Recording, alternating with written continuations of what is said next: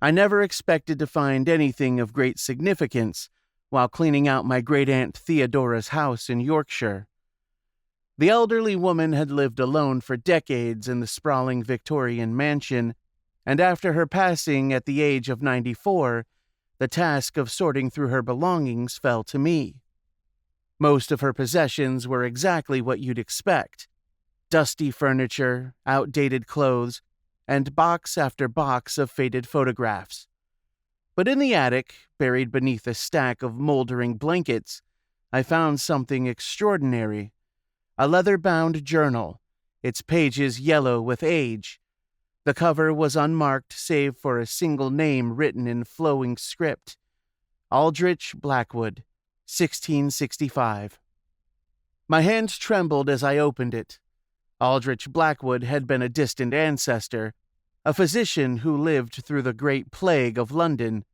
I'd heard stories about him growing up, but I never knew any personal accounts had survived. The pages were remarkably well preserved, though the ink had faded to a rusty brown in places.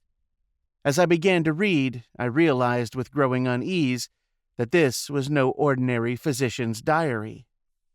12th of May, 1665. Today I witnessed something that defies all medical knowledge I possess. The plague has begun to spread through London's streets, as we all feared it would. But there is something different about this outbreak, something that fills me with a deep and gnawing dread. I was called to attend young Thomas Whitmore, son of the merchant on Bread Street. The boy presented with the typical symptoms: fever, chills, and a small swelling in his neck. But when I examined the bubo more closely, I observed movement beneath the skin, not the usual pulsing of infected tissue, but something deliberate, purposeful. When I lanced the swelling, what emerged was not merely pus and blood. I shall document this precisely, though my hand shakes to write it. The infected matter seemed to writhe of its own accord, and within it I glimpsed what appeared to be minute, thread-like structures, twisting and coiling like tiny eels. Young Thomas expired within hours. His father begged me to examine the body, convinced some curse had befallen his son. I agreed, though I now wish I hadn't. The boy's lymph nodes, when extracted, contained more of these strange fibers. Under my microscope, they appeared almost crystalline, with complex branching patterns unlike anything I've encountered in my studies of the disease. I have preserved several samples. God forgive me, but I must understand what this is. 15th of May, 1665. 3 more cases today, all showing the same peculiar characteristics. The fibers appear in every sample I examine. They seem to grow more complex, more organized, with each passing day. I've begun sketching their patterns, though I fear my drawings do not do justice to their bizarre intricacy. My colleague, Dr. Edmund Halsey, believes I am allowing fear and exhaustion to cloud my judgment. He claims I'm seeing patterns where none exist, that these are merely the typical signs of bubonic plague, but he hasn't observed them under the microscope as I have. He hasn't seen them move. I must document something else, though I hesitate to commit it to paper. The infected seem to share a common behavior in their final hours. They speak of visions, not the usual fevered hallucinations, but specific, consistent images. They describe vast networks of tunnels branching endlessly beneath the earth. They whisper about something moving through these passages, something ancient that has been waiting. I tell myself these are merely the ravings of dying minds, yet each patient describes the same scenes, down to the smallest detail. How can this be? 20th of May, 1665. I have made a terrible discovery. The samples I preserved, they've changed. The fibers have grown more numerous, forming intricate patterns that seem almost like writing in a language I cannot read. When I examine them, I feel a curious sensation as if something is attempting to communicate through these bizarre structures. More disturbing still are the rats. London has always been plagued by them, but their behavior has become increasingly erratic. They gather in large groups, moving with an unnatural coordination. Yesterday, I observed a group of them in my laboratory, clustered around the cabinet where I keep my samples. They seemed to be listening for something. I've begun to experience strange dreams. I see the tunnels my patients described, endless passages that seem to pulse with their own heartbeat. Sometimes I hear whispers in languages that have never been spoken by human tongues. I tell myself this is merely the result of exhaustion and stress, but deep down, I know better. 25th of May, 1665. The infection rate is growing exponentially, but that is not what truly terrifies me. It's the patterns. They're everywhere now, in the spread of the disease through the city, in the way the rats move through the streets, in the very arrangement of the bodies we collect each morning. Everything follows the same branching structure I first observed in those tissue samples. I've started mapping these patterns, and what emerges is impossible to ignore. The disease isn't spreading randomly. It's creating something, building something, using us as its medium. Dr. Halsey visited again today. He seemed troubled by my research, especially my maps and drawings. He suggested I take some time to rest, mentioned that many physicians have been driven to madness by the horrors we witness. But his eyes lingered too long on my samples, and I noticed his hands trembling as he spoke. After he left, I discovered several of my samples were missing. 1st of June, 1665. I can no longer sleep. The dreams have become too intense, too real. In them, I walk through those endless tunnels, following the branching patterns that have become so familiar. But now I understand what they are: a root system, spreading through the very foundations of our city. And at the center of it all, something waits. Something that has been growing, feeding, preparing. The pattern of the infection, when mapped across London, creates a perfect replica of the structures I've observed in my samples. We are not dealing with a mere disease. We are dealing with something that thinks, that plans, that has been waiting in the earth since long before humans walked upon it. I've discovered references in ancient texts to similar outbreaks throughout history. The Black Death wasn't the first manifestation of this entity. It has emerged again and again, each time growing more complex, more organized, learning from each attempt. Today I visited the Whitmores again. The entire family is now infected, but they're not dying. They're changing. The fibrous growths have spread throughout their bodies, visible beneath their skin like dark rivers. They speak in unison now, describing the same visions I see in my dreams. They told me it's almost ready, that soon it will be complete. I must do something, but who would believe me? How can I explain that what we call the plague is merely the visible portion of something far larger, far older, far more terrifying than we could ever imagine? 3rd of June, 1665. Dr. Halsey came to my house tonight, wild-eyed and rambling. He had taken my samples to study them himself, to prove me wrong. Instead, he found exactly what I had described. But he went further in his experiments than I had dared. He claims to have decoded the patterns, to have understood the messages they contain. What he told me cannot be true, must not be true, but it explains everything. The consistent visions, the coordinated behavior of the infected, the precise patterns of the disease's spread. We are not dealing with a plague at all. We are dealing with something that has been waiting beneath our feet for millennia, slowly building itself using human bodies as raw material. The fibers we've observed are not symptoms of the disease.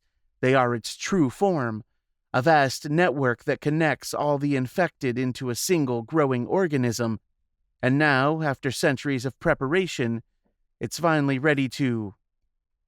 The entry ends abruptly here, the pen having skittered across the page in a jagged line.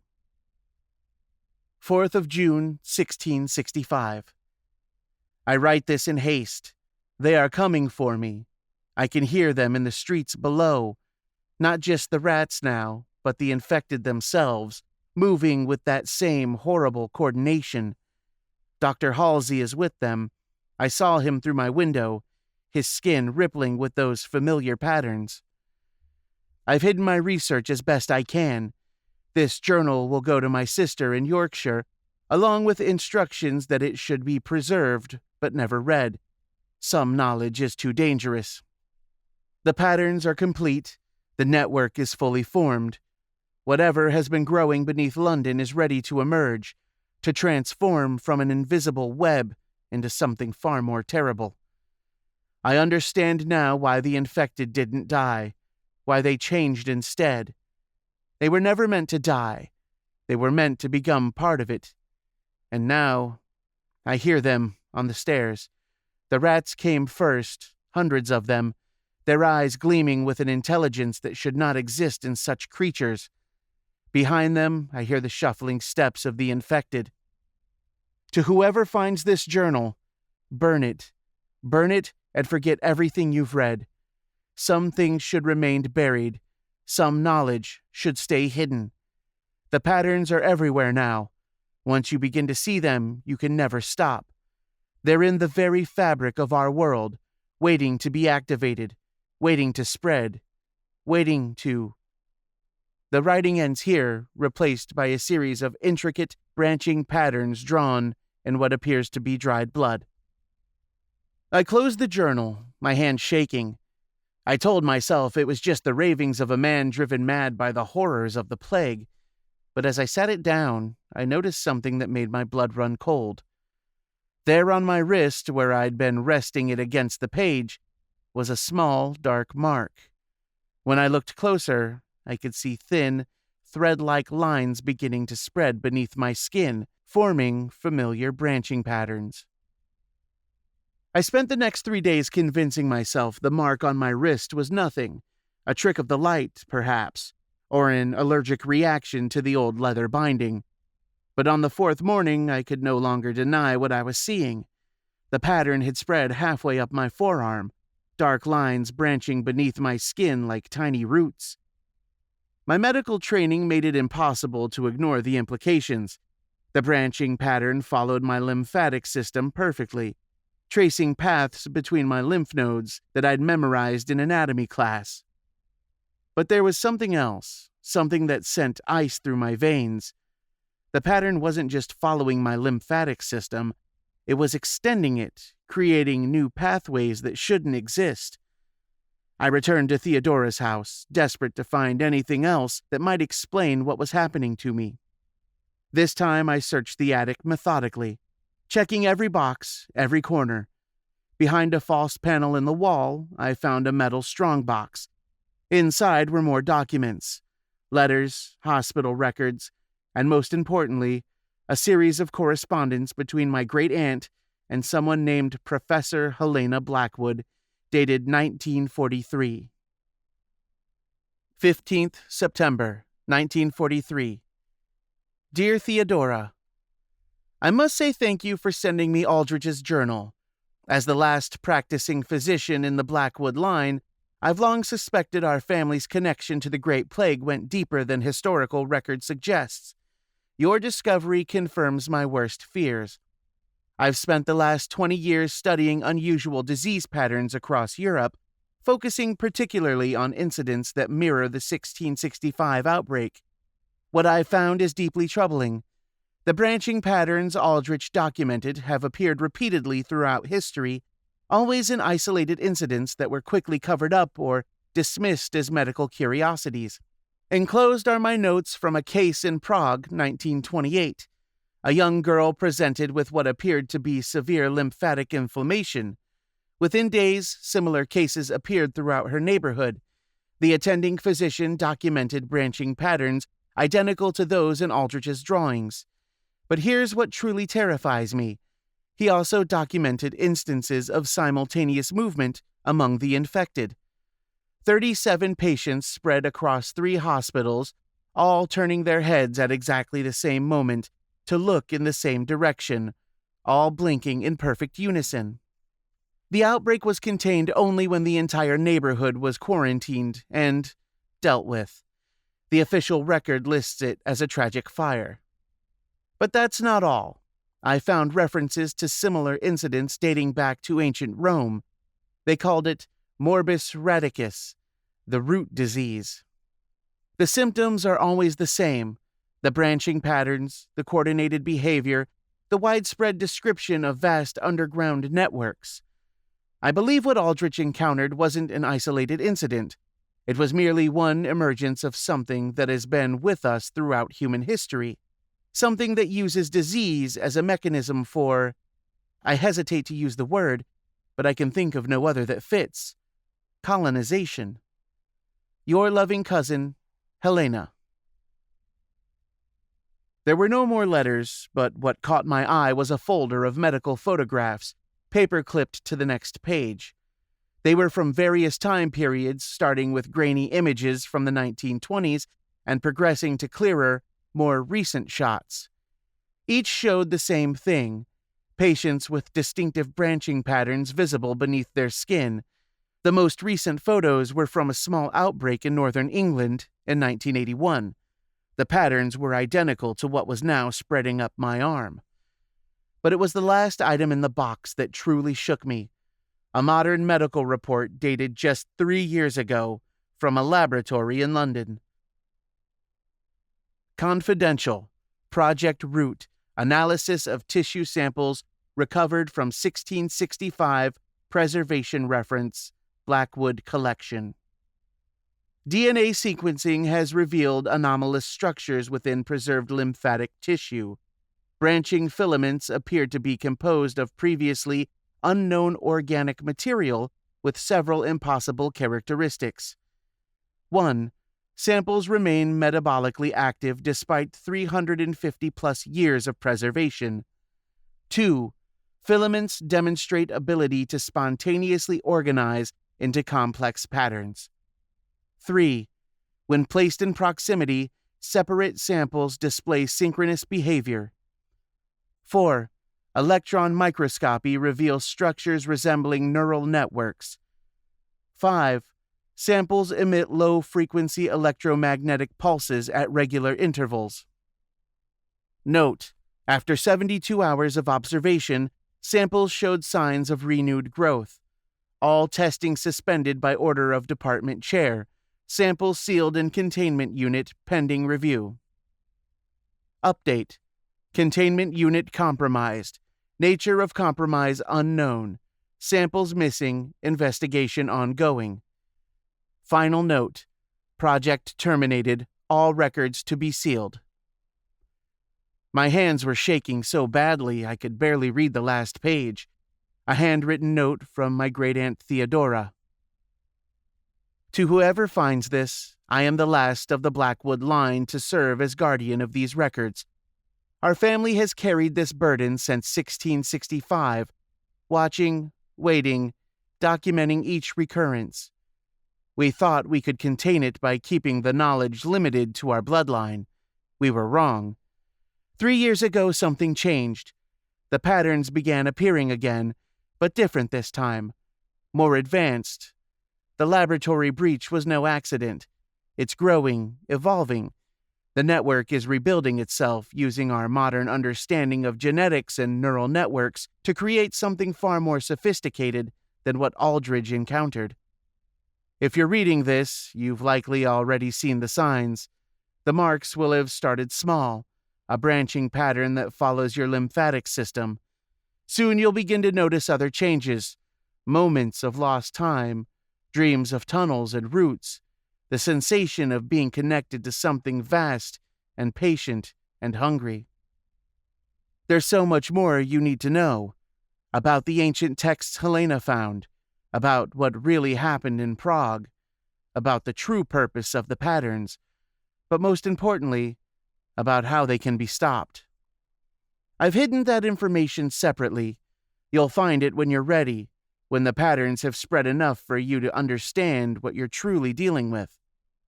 Look for the box marked with the root pattern, but be careful, others will be looking for it too.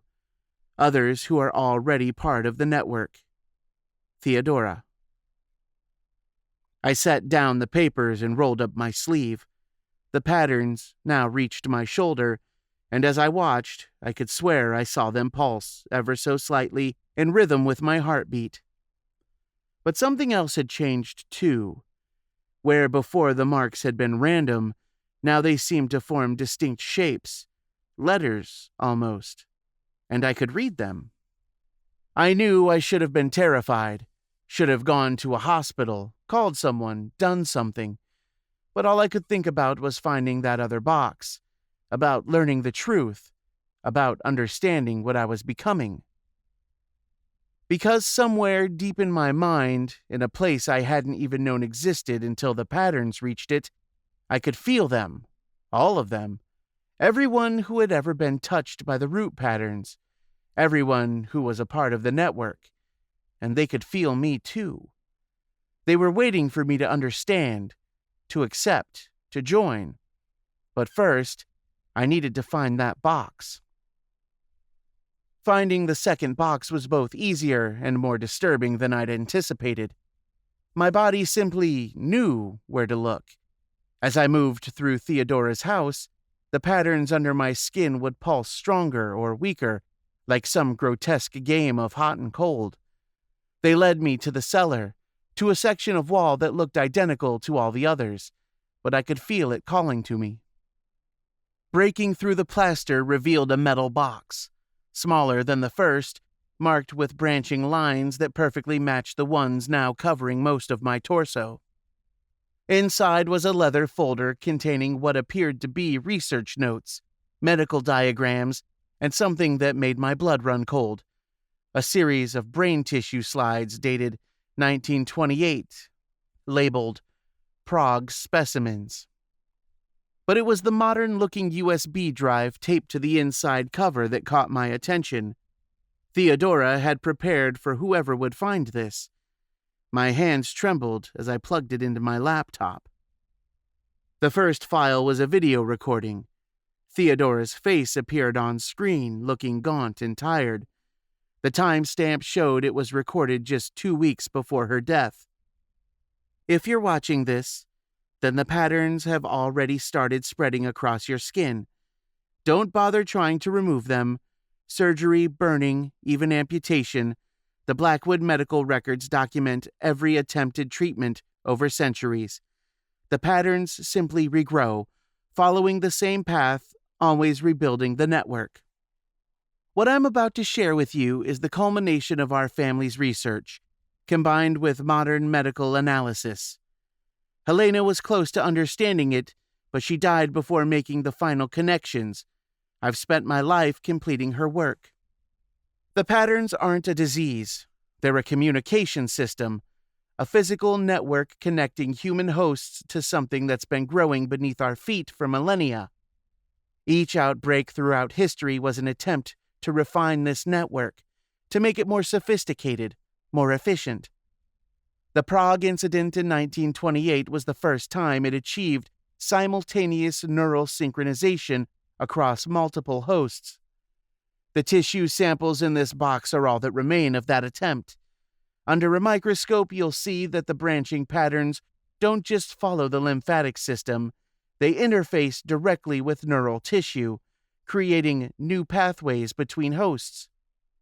But here's what Helena didn't know, what we've only recently discovered through electron microscopy and DNA analysis.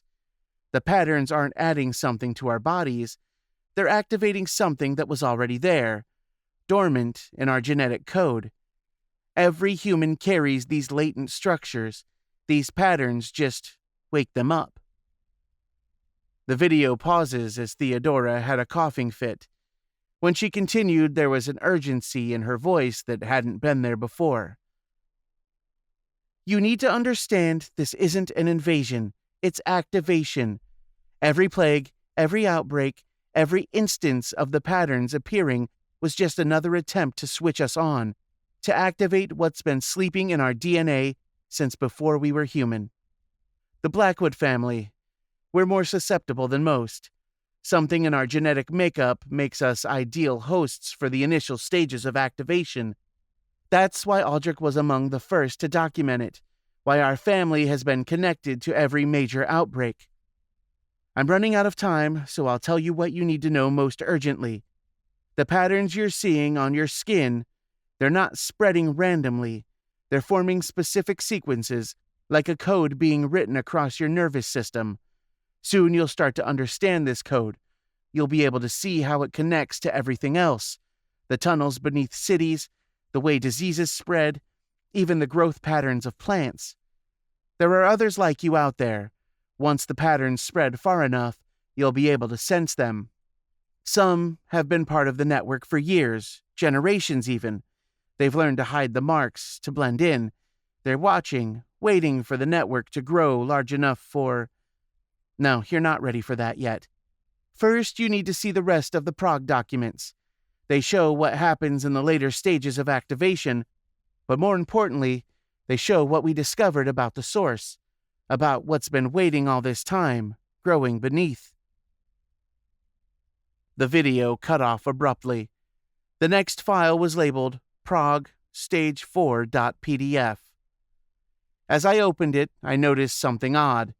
The patterns on my arm were moving, shifting to match the diagrams appearing on my screen. My body was learning, adapting, implementing the information in real time. The document began with a detailed medical report. Subject 23, Prague outbreak, Day 17, terminal stage observations. The branching patterns now cover 94% of subject's neural tissue. Brain activity shows perfect synchronization with all other stage 4 subjects. Autonomous functions, heartbeat, breathing, occur in perfect unison across all connected hosts. New growth patterns observed in deeper brain structures. Subjects report shared consciousness experiences. Memory transfer between hosts confirmed through controlled testing. Most significant discovery: subjects no longer behave as individuals. They function as nodes in a larger neural network, each brain serving as a processing center for what appears to be a vastly larger consciousness. Critical observation: this network appears to extend beyond the human hosts. Soil samples from beneath Prague show identical branching patterns extending at least 300 meters below ground. These underground structures pulse in sync with the host's neural activity. Update: subjects have begun modifications to their environment. Working in perfect coordination, they are constructing something in the hospital basement. The structure follows the same branching patterns observed in tissue samples, purpose unknown. Final note: military containment ordered after subjects began converting organic matter into new growth medium. Method of conversion unknown. Entire facility to be sealed and... The rest of the document was heavily redacted, but the images remained. They showed cross-section of human brain tissue with the familiar branching patterns. But these were different from the ones on my skin, more complex, more organized, like circuit diagrams drawn in living tissue. The last page contained a single photograph, a massive underground chamber beneath the Prague hospital. The walls were covered in branching patterns that glowed faintly in the dark. In the center was a partially constructed structure that resembled a human nervous system scaled up to architectural size. But what made me slam the laptop shut was the realization that I understood exactly what I was looking at. Not just understood, I could feel my body wanting to recreate it. The patterns under my skin were already starting to shift, to organize themselves into similar structures. Something warm trickled down my face. When I wiped it away, my hand came back red. Not blood, something darker, with tiny branching fibers visible within it. I could feel them trying to grow, to spread, to connect. The laptop screen flickered back to life on its own. A new document was opening. As I watched, text began appearing written in the same branching patterns that covered my skin. You are ready to begin. Find the others. The network must grow. The structure must be completed. Below my feet, I could feel vibrations in the earth, regular, rhythmic, like a vast heartbeat, or perhaps footsteps. I knew I should run, should burn the documents, destroy the evidence, try to stop the spread somehow, but instead I found myself walking to the cellar door. Others were coming. I could feel them getting closer, their patterns pulsing in sync with mine. And deep beneath the earth, something ancient and patient stirred, ready to rise through its newly awakened network. The others arrived exactly as I knew they would, their footsteps echoing in perfect synchronization above me. I could feel their patterns resonating with mine. 5 distinct nodes in the growing network. As they descended the cellar stairs, I saw that they appeared completely normal, wearing ordinary clothes, looking like anyone you might pass on the street. Only, I could see the faint lines beneath their skin, pulsing in rhythm with my own. "Welcome, brother," said a woman who introduced herself as Dr. Sarah Chen. "We've been waiting for another Blackwood to join us. Your family always produces the strongest connections." I found myself answering in words that weren't entirely my own. "The network requires a Blackwood to complete the next phase." "Yes," she smiled, "just as it did in Prague, just as it will again." But something wasn't right. As they moved closer, I noticed inconsistencies in their patterns. The branching structures beneath their skin weren't quite synchronized, showing subtle variations that shouldn't have been possible in a truly connected network.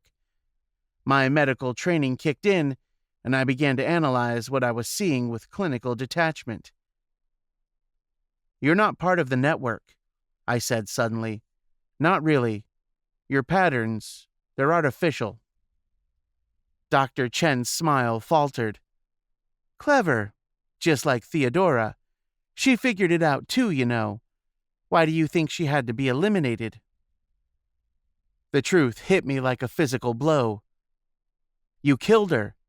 You're not connected to the network. You're trying to control it." "For decades, we've been trying to understand this phenomenon," another member of the group explained. "We've attempted to artificially recreate the patterns to tap into the network, but it never works properly without a true carrier, a Blackwood. Your family's genetic makeup is the key to interfacing with the deeper structure." The Prague incident wasn't a natural emergence, I realized. It was an experiment. You tried to force an activation. "An experiment that you're going to help us complete," Dr. Chen said. "Your connection to the network is genuine. With you, we can finally establish control over the entire system." They moved to grab me, but at that moment, something extraordinary happened. The patterns across my skin began to pulse with brilliant clarity.